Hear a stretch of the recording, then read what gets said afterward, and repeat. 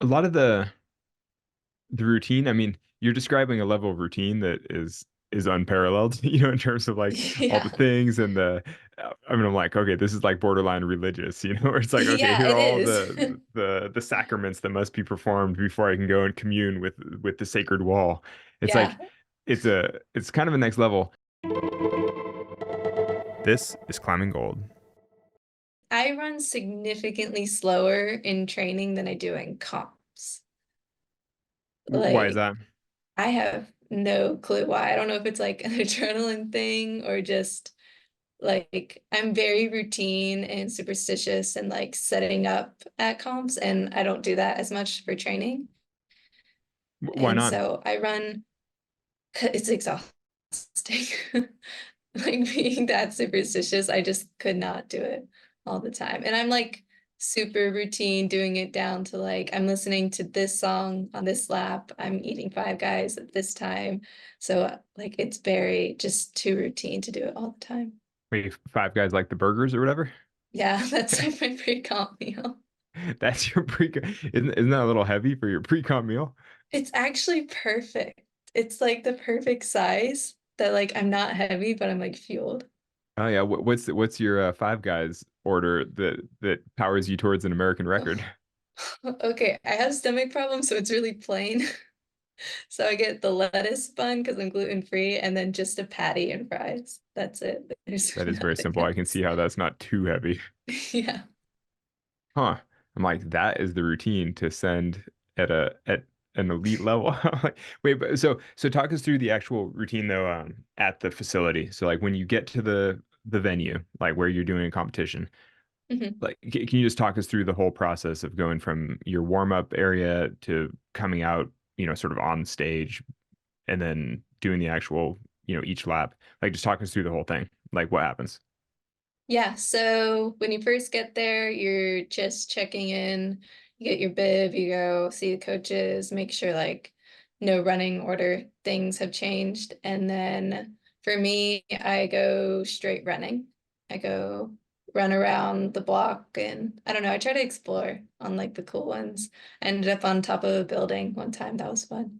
And then some people do track stuff and then go back, stretch, dynamic and static, and then I do a lot more climbing than a lot of the other speed climbers. I go straight into traversing and circuits, and then dynos and coordination moves, and then hopefully, if there's like space, like kind of a ladder, like just like 1, 2, 1, 2 up the wall. And then you can do jumps, pull-ups, and then it's kind of go to staging, depending on like where the comp is, the staging moves like really fast. So I'd like to get there quite early just to make sure I don't miss it because IFSC will leave you behind. It's all up to the athlete. And then yeah, just it's like different laps, different like mental check-in points. It's like feeling the wall and just like seeing how it is today. And that gives you a good like, oh, my legs weren't pushing enough, so I'll go back and do like box jumps or something. Does everybody get practice laps? I missed that at the Hmm. Salt Lake World Cup. Yeah. So So they everybody gets to d take a burn on the wall ahead of time two. So you get one on lane on A each and one route. on lane B. Yeah. And it's only before qualifiers. So like if finals are a different day, you just go straight into first lap on finals. Interesting. Mhm. Okay, and so how long is your total warm-up time? Like how long are you in isolation or sort of in the warm-up area? Like how much climbing do you do to warm up for a 6.5 second climb? Yeah, so like my whole warm-up process is like an hour, hour and a half.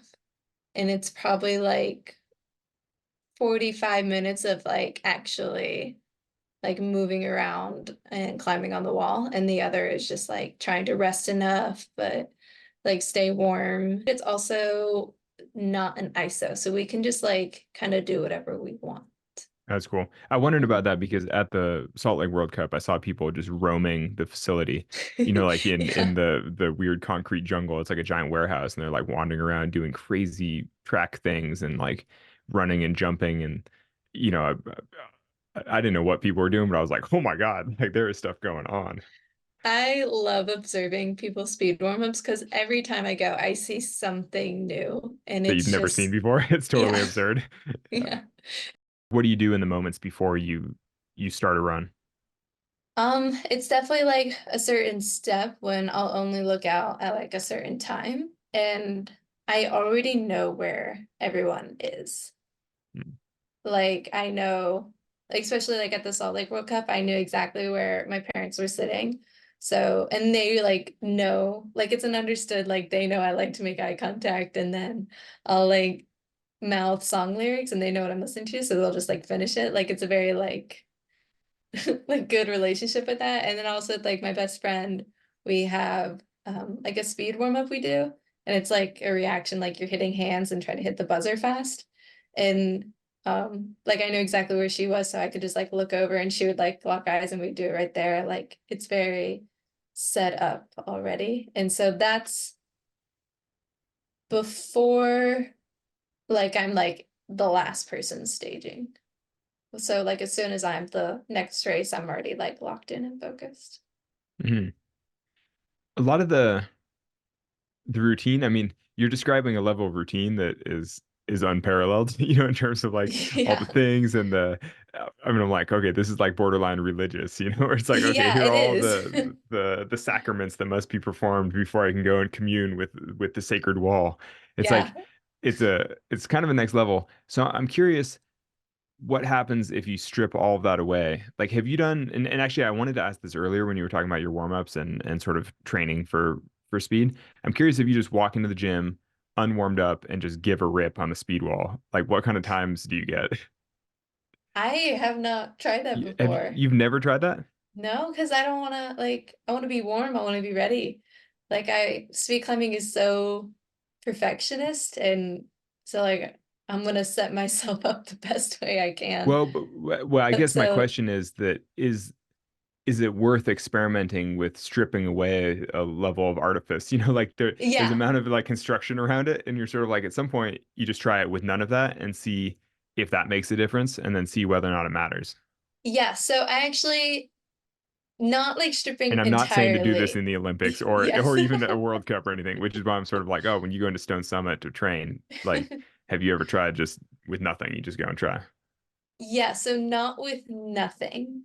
I change like certain parts because I was noticing like I would get so in a routine of like doing the exact same circuits, doing exact same boulder problems before that I would go to a comp and I was just like, oh shit, wait, I have to warm up on this little plywood wall.